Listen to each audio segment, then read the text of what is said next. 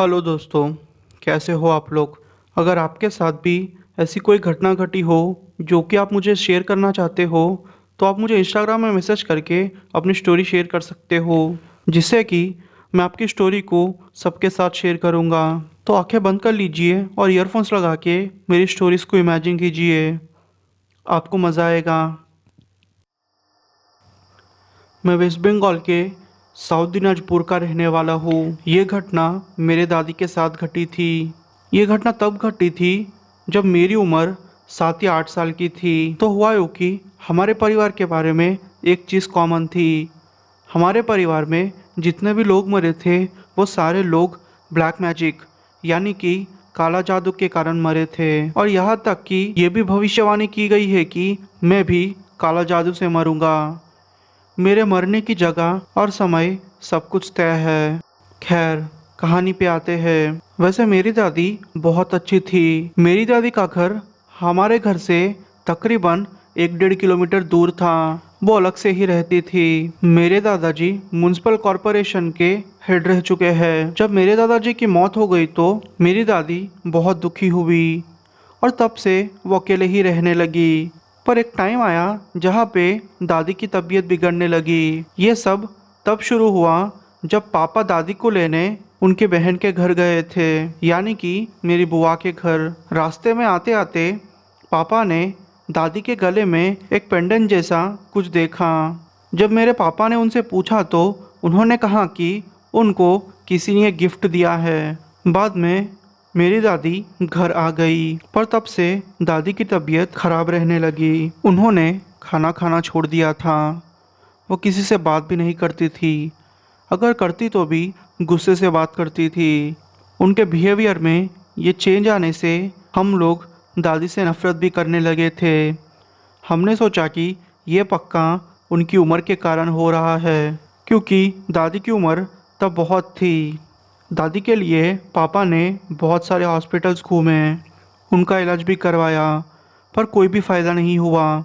दादी की तबीयत ठीक होने का नाम ही नहीं ले रही थी और दादी ने खाना खाना छोड़ दिया था। दादी कहती थी कि उन्हें सिर्फ मछलियाँ ही चाहिए और वो भी आधी रात को चाहिए। हम लोग इतना तो समझ चुके थे कि दादी को किसी ने वश में कर लिया है, या तो फिर दादी के ऊपर कोई साया आ गया है। दादी जब बाहर खड़ी हुई थी तो उनको बाजू के ही घर में रहने वाले एक ओझा अंकल ने देखा। ओझा मतलब बाबा या फिर पंडित जी कह सकते हो, जो कि भूतों को भगाते हैं। उन्होंने जब दादी को देखा तो उन्होंने हमसे आके कहा कि दादी के आसपास एक ऐसी आत्मा है जो कि उन्हें चैन से नहीं रहने दे रही। हम लोगों को भी फिर विश्वास हो गया कि पक्का उसी साय की ये करतूत है। फिर क्या था, ओझा ने कहा कि मैं दादी को लेके कमरे में जा रहा हूँ और कुछ मंत्र पढ़ूंगा। चाहे कुछ भी हो जाए, चाहे आप किसी की भी चीख सुनाई दे, आप गलती से भी अंदर मत आना, वरना आपके साथ क्या होगा मैं उसकी गारंटी नहीं लूँगा। ओझा ने बहुत सारे मंत्र पढ़े।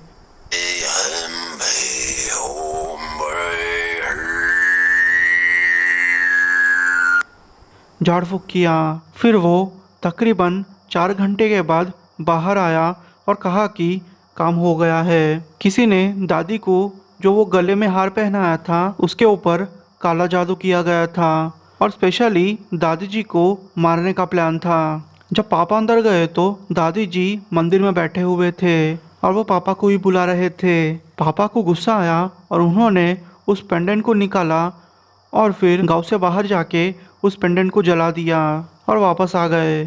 जो लोग वहाँ से गुजरे थे उन्होंने कहा कि ये पेंडेंट में से ऐसी बदबू आ रही थी जैसे कि कोई इंसानी मांस को जलाते हो, ऐसी बदबू आ रही थी। थोड़े टाइम के बाद सब कुछ ठीक हो गया। उसके बाद से दादी कई साल जिंदा रही। कुछ ही महीनों पहले दादी की मौत हो चुकी है, पर गनीमत ये थी कि उस टाइम पे दादी की जान बच गई।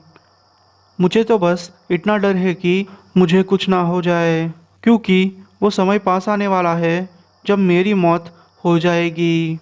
पता नहीं।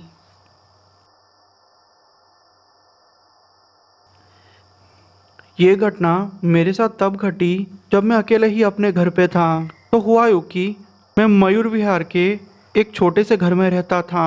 मैंने वहाँ पे घर रेंट पे लिया था क्योंकि मेरी जॉब उसी एरिया के आसपास लगी थी। तो हुआ यूँ कि मैं मेरी गर्लफ्रेंड के साथ रहता था। हम दोनों लिव इन रिलेशनशिप में रहते थे। हमारा घर कुछ ऐसा था। आप जैसे ही मेरे घर के अंदर जाओगे तो राइट साइड में आपको बेडरूम मिलेगा और लेफ़्ट साइड में हॉल, किचन मिलेंगे और जब सीधे जाओगे तो आपको वॉशरूम मिलेगा।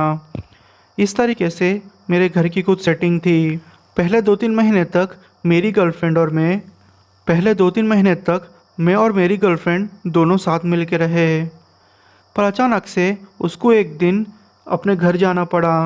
उसके बाद 6 महीनों तक मैं अकेला ही अपने घर पे रहा। इतने महीनों में मुझे कुछ भी भूतिया जैसा महसूस नहीं हुआ। मैं बस अच्छे से आराम से मेरे घर पे रहता था।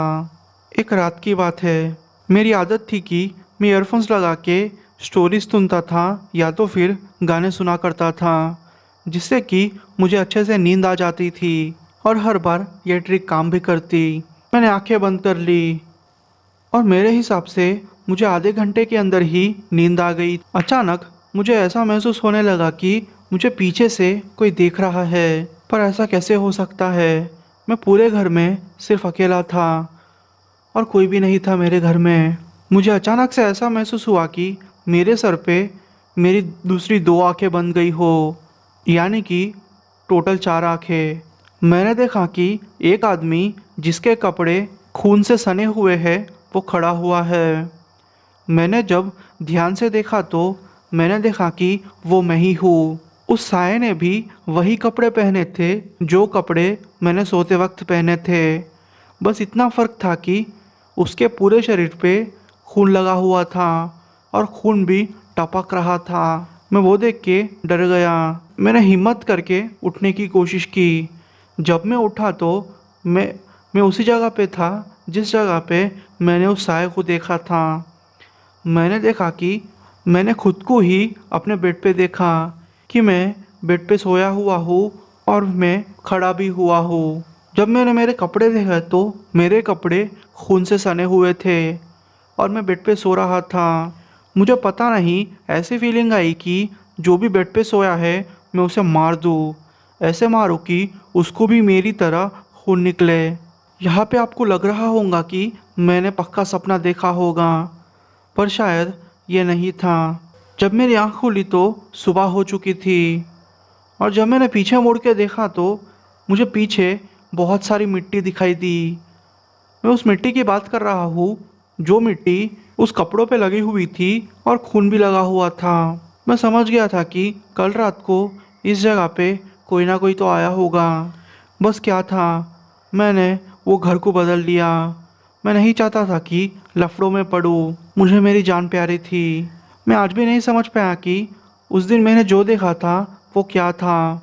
मैंने उस टाइम समझा था कि मैं मर गया हूँ, क्योंकि शायद मौत के समय ही हम ऐसी चीज़ों को अनुभव करते हैं या तो फिर ऐसी कुछ देखते हैं। पता नहीं वो क्या था। मुझे तो आज तक ये समझ में नहीं आया कि वो मेरे साथ ही क्यों हुआ और उसी समय पे हुआ जब मेरे घर पे कोई नहीं था। वो सोच के भी मैं कई बार डर जाता हूँ।